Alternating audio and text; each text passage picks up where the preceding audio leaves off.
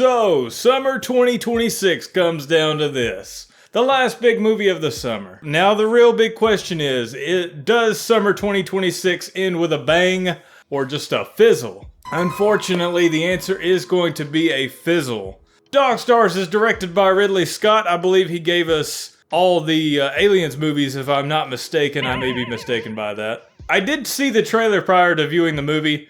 What the trailer seemed to promise, at least to me, was a bit of like an apocalyptic, blooming romance type movie, and that's kind of what I went into the film kind of expecting. We have seen things of that nature before, and I was kind of expecting something not as goofy, but something a little bit in the same realm as other apocalyptic romantic movies, and that's not really what we got here. I think the trailer was a little bit misleading in that. If you go into this movie expecting like a blossoming romance, something like that being explored here, I think you are definitely going to be disappointed because this film does not fulfill that promise whatsoever, I feel like. The action here is, I would say, is very well done. There's only a couple of sequences in the film that are action-oriented. I think they're done very well. I think they are far and beyond the best parts of the film. To me, it almost felt like half the film was just, there's a lot of downtime with the film. There's a lot of runtime here that's just spent hanging out. You're just chilling, you're just flying, you're hanging out with Josh Brolin, you're back to flying, you're back to hanging out with Josh Brolin.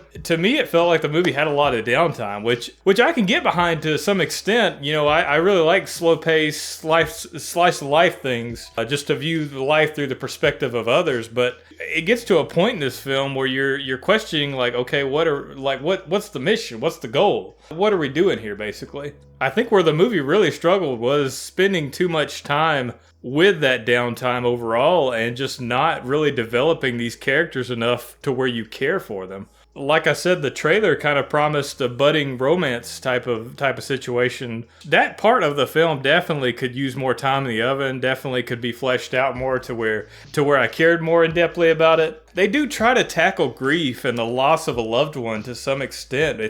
It's not done in any meaningful way that leaves you with something to dwell on or makes you care more for the characters. I think it's grief and the loss of a loved one in this film, those story elements. There is potential there, but the film just doesn't really take advantage of that or do anything, like I said, meaningful with. I think at the end of the day, that is my overall conclusion with the film. It has some nice pieces set up on the board and a little bit of a nice premise, but it just doesn't do anything with them. This film just really doesn't have a unique angle or any way that really sets it apart or makes you care for the characters or really has anything to say ultimately. I think it just leaves you a bit empty, if I'm being honest. And that's kind of the feeling that I left the theater with. I'm not going to sit back and pretend that I had high hopes for the film. It almost feels like you get more from the trailer than you actually did from the finished film. That's probably why I walked out of it so disappointed.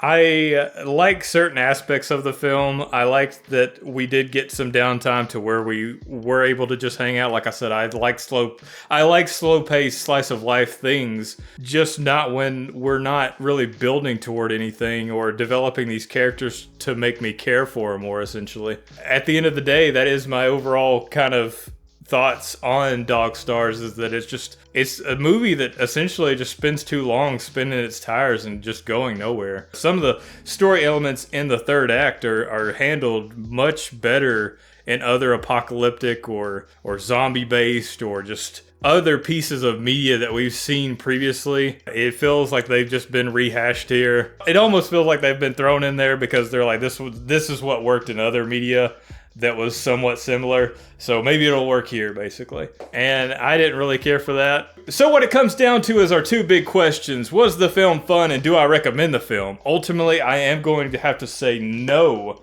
to both. This is unfortunately a film that I'm probably not going to remember in 6 months' time. The pacing here, the story, the dialogue here was really bad in parts. It strikes a nerve with me because I really question if real life people talk the way they do in this film, because some of the dialogue here was really janky to me. At the end of the day, the answer to those questions, again, is going to have to be no. I think that your time is better spent in other forms of media that kind of follow these apocalyptic themes or themes of loss or grief or anything in that kind of genre, we've seen and dealt with far, far better. And that is the unfortunate circumstance we find ourselves in. And after all said and done, I do want to thank you for sticking with me.